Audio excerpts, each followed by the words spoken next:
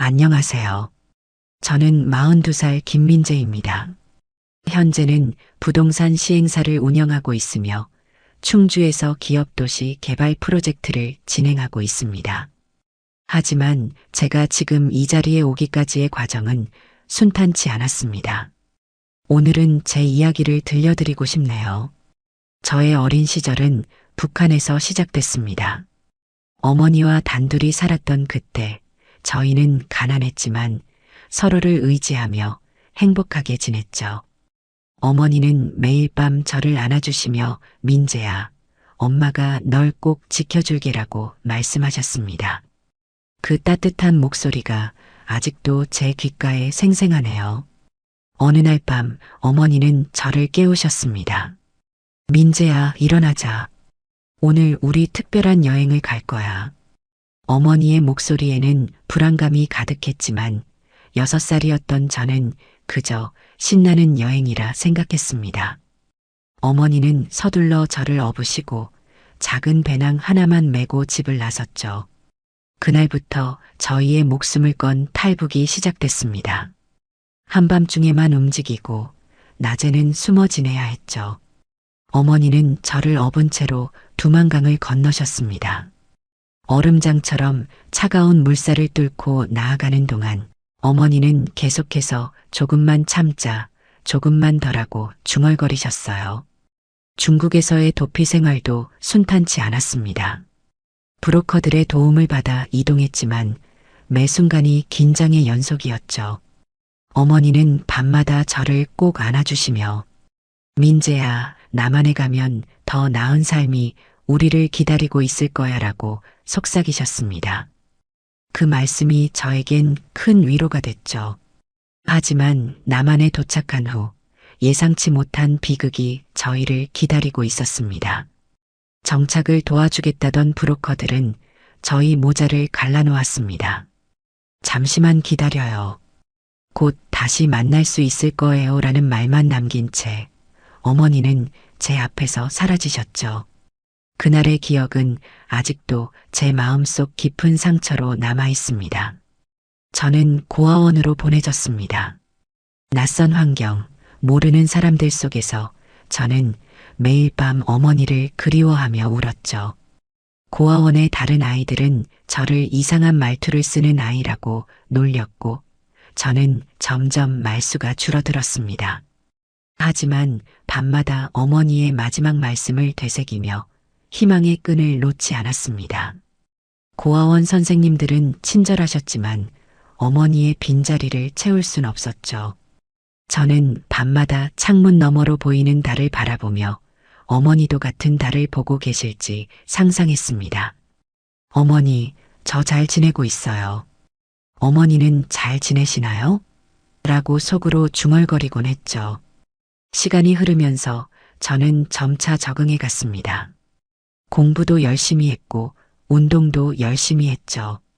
하지만 마음 한구석에는 항상 어머니를 향한 그리움이 자리 잡고 있었습니다. 특히 명절이나 생일 같은 날이면 더욱 어머니가 그리워졌죠. 다른 아이들이 부모님 면회를 받을 때면 저는 혼자 구석에 앉아 어머니와의 추억을 떠올리곤 했습니다. 저는 제가 왜 어머니와 헤어져야 했는지 이해할 수 없었습니다. 어린 마음에 자책도 많이 했죠. 혹시 제가 잘못해서 어머니가 저를 버리신 걸까? 하는 생각도 들었습니다. 하지만 시간이 지나면서 그건 아니라는 걸 깨달았죠. 어머니의 따뜻한 눈빛과 사랑이 가득했던 목소리를 기억하면서 반드시 어머니를 다시 만날 수 있을 거란 희망을 품었습니다. 고등학교를 졸업하고 나서 저는 한동안 방황했습니다. 어머니를 찾고 싶은 마음은 간절했지만 어디서부터 시작해야 할지 막막했죠. 그래도 삶은 계속 이어져야 했기에 저는 건설 현장에서 일을 시작했습니다. 처음에는 막노동이었죠. 무거운 자재를 나르고 땡볕 아래서 시멘트를 비비고 밤늦게까지 현장을 정리하는 일이었습니다. 하루는 비가 쏟아지는 날이었습니다. 다른 일용직 노동자들은 하나둘 일을 마치고 돌아갔지만 저는 끝까지 남아 자제들이 비에 젖지 않도록 천막을 씌웠죠. 그날 저녁 추위에 떨며 일을 마무리하고 있을 때였습니다. 한 중년 남성이 다가와 우산을 씌워주셨어요. 그분이 바로 강태욱 대표님이었습니다. 젊은 친구가 참 성실하구나. 이런 날씨에 혼자 남아서 일하고 있다니. 라고 말씀하시며 따뜻한 커피를 건네주셨죠. 그때는 몰랐지만 그분은 이미 며칠 동안 저를 지켜보고 계셨다고 합니다. 강 대표님은 제게 기회를 주셨습니다. 민재 씨, 자네 우리 회사에서 일해보지 않겠나? 자재 관리부터 시작해서 천천히 배워가면 될 걸세. 저는 그 제안을 감사히 받아들였고 그렇게 부동산 시행업과의 인연이 시작됐습니다. 처음에는 정말 힘들었습니다. 낮에는 현장에서 일하고 밤에는 부동산 관련 서적을 읽었죠. 주말에는 강 대표님께서 운영하시는 스터디 모임에 참석해 부동산 개발의 기초를 배웠습니다. 때로는 지치고 포기하고 싶을 때도 있었지만 그럴 때마다 어머니의 목소리가 떠올랐습니다. 민재야, 엄마가 널 자랑스러워하는 날이 올 거야. 강 대표님은 단순한 사장님이 아닌 제 인생의 멘토가 되어주셨습니다. 민재야, 성공이란 건 돈을 버는 게 전부가 아니야. 내가 가진 것을 나눌 줄 아는 사람이 되어야 해. 이런 가르침은 제 삶의 철학이 되었죠. 3년이 지났을 무렵 저는 작은 프로젝트를 맡게 되었습니다. 도시 외곽의 낡은 상가를 리모델링하는 일이었죠. 밤낮으로 프로젝트에 매달렸고 예상보다 훨씬 좋은 성과를 낼 수 있었습니다. 그때부터 저는 점차 더 큰 프로젝트들을 맡게 되었고 제 능력을 인정받기 시작했죠. 30살이 되던 해 저는 드디어 제 회사를 설립했습니다. 강 대표님께서는 내가 독립하는 걸 보니 내가 다 뿌듯하구나라며 축하해 주셨죠. 처음에는 작은 사무실에서 시작했지만 점차 회사는 성장했고 이제는 여러 개의 프로젝트를 동시에 진행할 수 있는 규모가 되었습니다. 성공이 찾아왔지만 제 마음 한구석에는 여전히 어머니를 향한 그리움이 자리 잡고 있었습니다. 돈은 벌었지만 그 돈으로 어머니를 찾을 수는 없었죠. 때로는 제가 이루어낸 모든 것이 공허하게 느껴질 때도 있었습니다. 그러던 어느 날 충주에서 새로운 기업도시 개발 프로젝트를 시작하게 되었습니다. 이는 제 회사의 가장 큰 프로젝트였죠. 직원들과 함께 충주로 내려가 현장을 살피고 있을 때였습니다. 마침 우릉문화제가 열리고 있어서 저는 직원들과 함께 축제를 구경하기로 했습니다. 따뜻한 봄날이었습니다. 축제장에는 사람들의 웃음소리가 가득했고 맛있는 음식 냄새가 코끝을 스쳤죠. 저희는 노점에서 김치전과 막걸리를 사서 잔디밭에 앉았습니다. 그때만 해도 저는 몰랐습니다. 제 인생이 곧 크게 바뀌게 될 거라는 것을요. 우릉문화제의 공연장은 활기찼습니다. 풍물놀이패의 신명나는 장단이 울려 퍼지고 각설이들의 재치 있는 입담이 관객들의 웃음을 자아냈죠. 저는 직원들과 함께 앉아 공연을 즐기고 있었습니다. 봄바람이 살랑거리며 축제의 열기를 식혀주었죠. 자, 이제 관객 여러분들과 함께하는 노래자랑 시간입니다. 진행자의 우렁찬 목소리가 울려 퍼졌습니다. 한 분씩 무대에 올라와 노래를 부르기 시작했죠. 어떤 분은 트로트를, 어떤 분은 발라드를 불렀습니다. 화려한 옷을 입은 사람도 있었고 수수한 차림의 사람도 있었죠. 그때였습니다. 낡은 옷차림의 한 할머니가 무대에 올랐습니다. 머리는 헝클어져 있었고 옷은 기운 자국이 여기저기 보였죠. 진행자가 할머니께 부르고 싶은 노래를 여쭤보자 할머니는 잠시 망설이시더니 작은 목소리로 대답하셨습니다. 그리운 금강산을 부르고 싶습니다. 첫 소절이 흘러나오는 순간 저는 숨이 멎는 것 같았습니다. 그 목소리, 어딘가 낯익은 그 목소리. 할머니의 떨리는 음성이 공연장을 채우기 시작했습니다. 그리워, 그리워. 금강산 다시 보자. 순간 저는 20년도 더 된 기억 속으로 빨려 들어갔습니다. 어둡고 추운 밤 두만강을 건너며 어머니가 작은 목소리로 불러주시던 그 노래. 저를 안고 계신 어머니의 따뜻한 품, 차가운 물살을 뚫고 나아가며 저를 위로하시던 그 목소리. 언젠가 금강산을 다시 볼 수 있을까? 할머니의 목소리가 떨렸습니다. 그 순간 저는 알았습니다. 이건 단순한 우연이 아니라는 것을요. 제 심장이 격하게 뛰기 시작했고 온몸이 떨렸습니다. 무대 위에 할머니는 노래를 이어가셨지만 제 귀에는 이제 아무것도 들리지 않았습니다. 오직 20년 전 그날 밤의 기억만이 제 머릿속을 가득 채웠죠. 어머니의 마지막 모습, 그리고 그 뒤로 이어진 긴 그리움의 시간들. 저도 모르게 자리에서 일어섰습니다.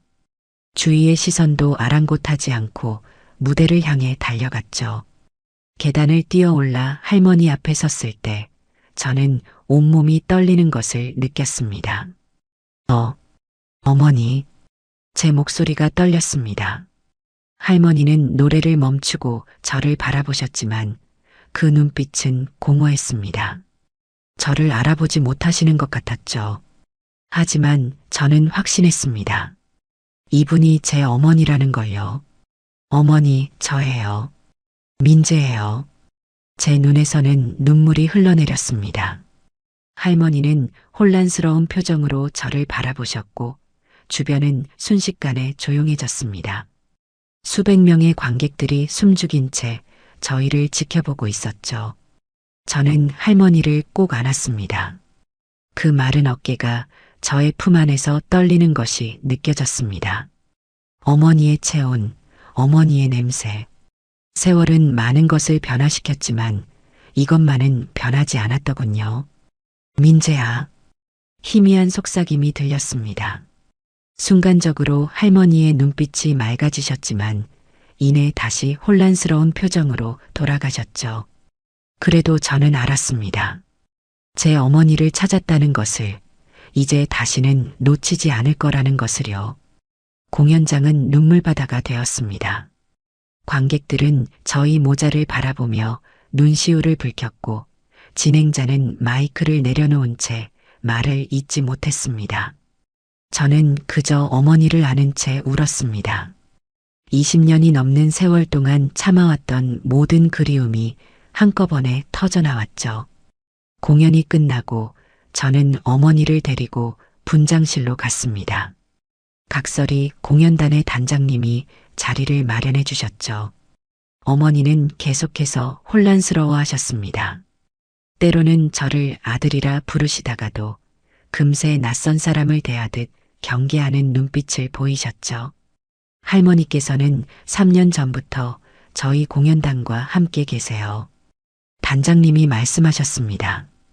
처음에는 공연장 주변을 서성이시다가 저희가 공연하는 걸 보시고는 따라다니시기 시작하셨죠. 대부분의 시간은 혼란스러워 하시지만 가끔 맑은 정신으로 돌아오실 때가 있어요.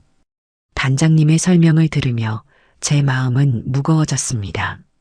어머니께서 얼마나 힘든 시간을 보내셨을지 생각만 해도 가슴이 아팠죠. 혹시 할머니께서 과거에 대해 말씀하신 적은 없으신가요?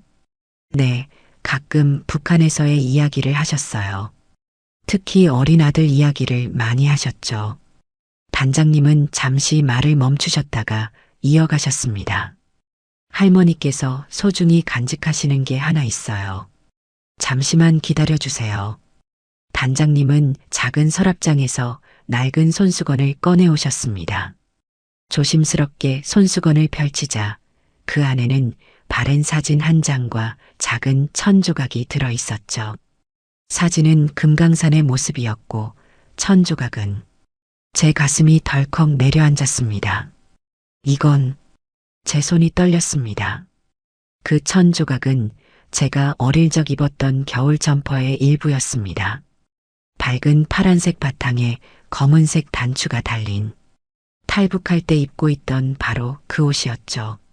어머니께서 이걸 계속 갖고 계셨던 거예요. 어머니는 그 순간에도 멍한 표정으로 창밖을 바라보고 계셨습니다. 저는 어머니 곁으로 다가가 조심스럽게 손을 잡았습니다. 어머니, 이제 제가 모시고 살게요.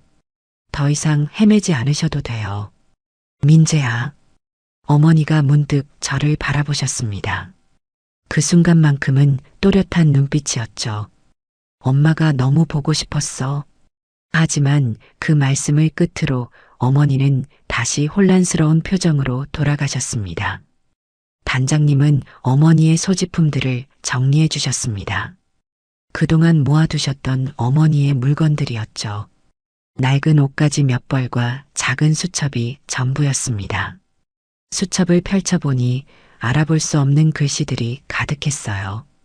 대부분은 혼란스러운 낙서 같았지만 가끔 또렷한 글씨로 민재, 금강산, 두만강이라는 단어들이 적혀 있었습니다. 할머니께서 밤마다 이 수첩에 뭔가를 적으셨어요. 단장님이 설명해 주셨습니다. 대부분의 시간은 기억이 흐릿하시지만 가끔 또렷해지실 때면 아들 이야기를 하시면서 우시곤 했죠. 저는 수첩을 한 장 한 장 넘겨보았습니다. 어머니의 마음이 고스란히 담겨 있는 이 작은 수첩에서 지난 세월의 아픔이 전해져 왔습니다. 어떤 페이지에는 눈물 자국이 선명했고 어떤 페이지는 너무 세게 눌러써서 종이가 찢어질 것 같았죠. 단장님, 그동안 어머니를 돌봐주셔서 정말 감사합니다. 제 목소리가 떨렸습니다. 이제부터는 제가 어머니를 모시고 살게요.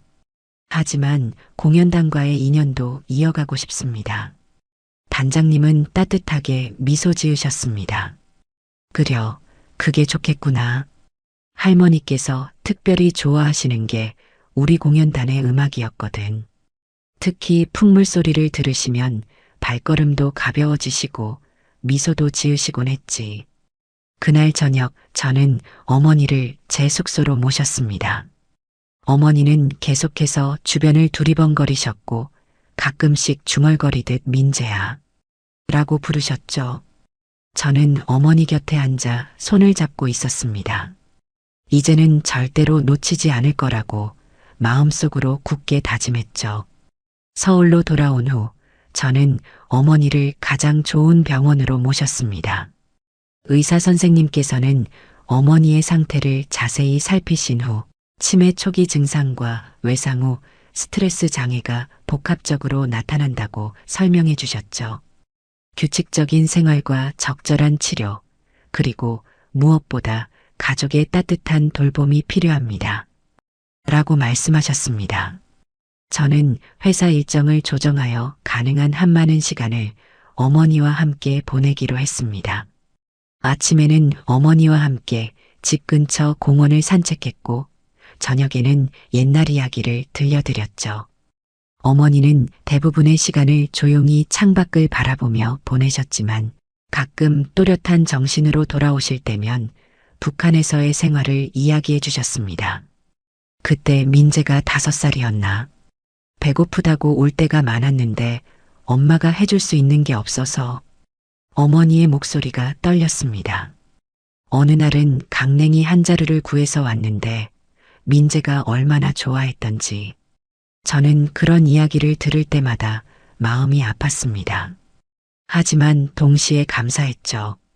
어머니의 기억이 조금씩 돌아오고 있다는 증거였으니까요. 의사 선생님도 긍정적인 변화라고 말씀해 주셨습니다. 한편 저는 각설이 공연단의 도움을 받아 과거를 추적하기 시작했습니다. 어머니와 제가 헤어졌던 그날의 기록을 찾기 위해 여러 기관을 방문했죠. 하나둘씩 퍼즐이 맞춰지기 시작했습니다. 당시 저희를 담당했던 브로커들은 조직적으로 탈북자들을 이용해 돈을 챙기고 있었다는 사실을 알게 됐습니다. 어머니는 저를 보호하기 위해 그들의 협박에 굴복할 수밖에 없었던 거죠. 내 아들을 안전하게 정착시켜주겠다는 거짓 약속으로 어머니를 속였던 겁니다. 민재야. 어느 날 저녁 어머니가 저를 부르셨습니다. 그날 엄마가 너를 지키지 못해서 미안해. 어머니의 눈에서 눈물이 흘러내렸고 저도 울컥했습니다. 어머니, 제가 이렇게 잘 자랐잖아요. 이제는 제가 어머니를 지킬게요. 치료는 천천히 진행됐습니다. 어머니는 악몽에 시달리실 때가 많았고 가끔은 제가 누군지 알아보지 못하고 두려워하실 때도 있었죠. 하지만 저는 포기하지 않았습니다. 매일 밤 어머니 곁에서 손을 잡고 잠드는 것이 일상이 되었죠. 오늘은 날씨가 참 좋구나. 어머니가 문득 말씀하신 적이 있습니다. 저기 나무들이 예쁘게 물들었어. 그날따라 어머니의 목소리는 맑고 선명했습니다. 저는 어머니와 함께 단풍이 든 나무들을 바라보며 조용히 미소 지었습니다. 저는 어머니의 치료 기록을 꼼꼼히 정리했습니다. 언제 어떤 말씀을 하셨는지, 어떤 표정을 지으셨는지, 무엇을 드셨는지까지 모든 것이 소중한 기록이었죠. 의사 선생님께서는 이런 기록이 치료에 큰 도움이 된다고 하셨습니다. 어머니의 방은 늘 따뜻했습니다. 저는 어머니가 좋아하시는 꽃들로 방을 장식했고 창가에는 화분도 두었죠. 어머니는 화분에 물을 주시는 것을 특히 좋아하셨습니다. 그럴 때면 마치 예전의 어머니로 돌아오신 것 같았죠. 민재야, 이 꽃 좀 봐. 어머니가 창가의 제라늄을 가리키셨습니다. 꼭 내가 어렸을 때 우리 집 마당에 피었던 꽃이랑 비슷하네. 저는 그런 순간들이 너무나 소중했습니다. 어머니의 기억 속에 여전히 우리의 행복했던 시간들이 남아있다는 걸 확인할 수 있었으니까요. 매주 토요일이면 저는 어머니를 모시고 근처 시장에 갔습니다. 어머니는 시장의 활기찬 분위기를 좋아하셨죠. 특히 북한에서 즐겨 먹던 음식들을 파는 가게를 발견했을 때는 어린아이처럼 기뻐하셨습니다. 민재야, 이건 평양에서 먹던 맛이랑 똑같네. 어머니의 기억이 조금씩 돌아오기 시작했습니다. 처음에는 파편적인 기억들이었죠. 북한에서의 일상, 탈북 과정에서의 고난, 그리고 저와 헤어지게 된 그날의 기억들이 조각조각 떠오르셨습니다. 그날 비가 많이 왔었지. 어느 날 저녁 어머니가 갑자기 말씀을 꺼내셨습니다. 브로커들이 민재를 안전한 곳으로 데려가겠다고 했어. 엄마는 잠시 다른 곳에 있다가 나중에 만나자고.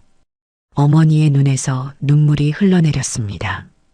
저는 어머니의 손을 꼭 잡았습니다. 어머니, 더 힘들면 그만하셔도 돼요.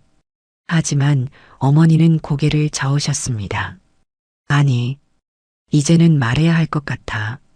어머니는 떨리는 목소리로 이야기를 이어가셨습니다. 그 사람들이 너를 데려간 뒤 엄마를 강원도 어딘가로 데려갔어. 거기서 다른 탈북자들과 함께 농장 일을 했지.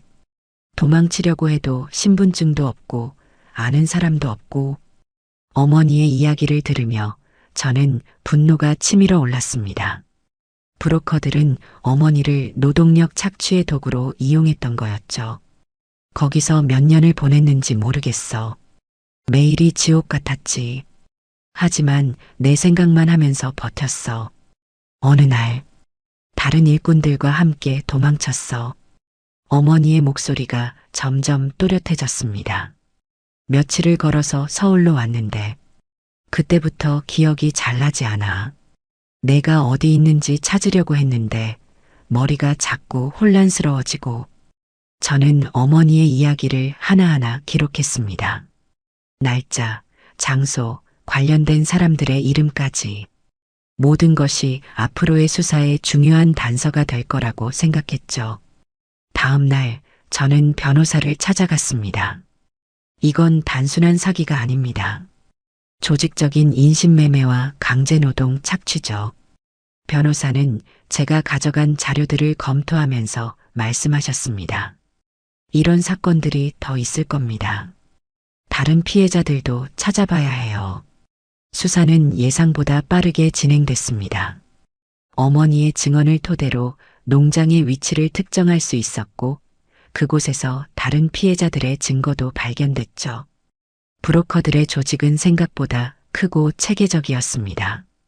민재야, 어느 날 어머니가 제 손을 꼭 잡으셨습니다. 엄마가 너무 미안해. 널 지키지 못해서. 내가 고아원에서 잘할 거라고는 생각도 못했어. 저는 고개를 저었습니다. 어머니, 그건 어머니의 잘못이 아니에요. 어머니도 피해자셨잖아요. 수사가 진행되는 동안 비슷한 경험을 한 다른 탈북자 가족들도 만나게 됐습니다. 그들의 이야기를 들으며 이 문제가 얼마나 심각한지 깨달았죠. 많은 가족들이 저희처럼 헤어져 살고 있었고, 아직도 서로를 찾지 못한 이들도 있었습니다. 이제는 좀 편해졌어. 어느 날 어머니가 말씀하셨습니다. 그동안 가슴에 묵직하게 있던 게 조금은 내려간 것 같아. 저는 어머니의 그 말씀에 안도했습니다. 진실을 밝히는 과정이 어머니의 치유에도 도움이 되고 있다는 걸 느낄 수 있었거든요. 하지만 동시에 마음이 무거웠습니다. 아직도 수많은 탈북자들이 비슷한 상황에 처해 있을 거라는 생각에 가슴이 아팠죠. 저는 이들을 돕기 위해 무언가를 해야겠다고 결심했습니다. 그것이 제가 할 수 있는, 그리고 해야 하는 일이라고 생각했습니다.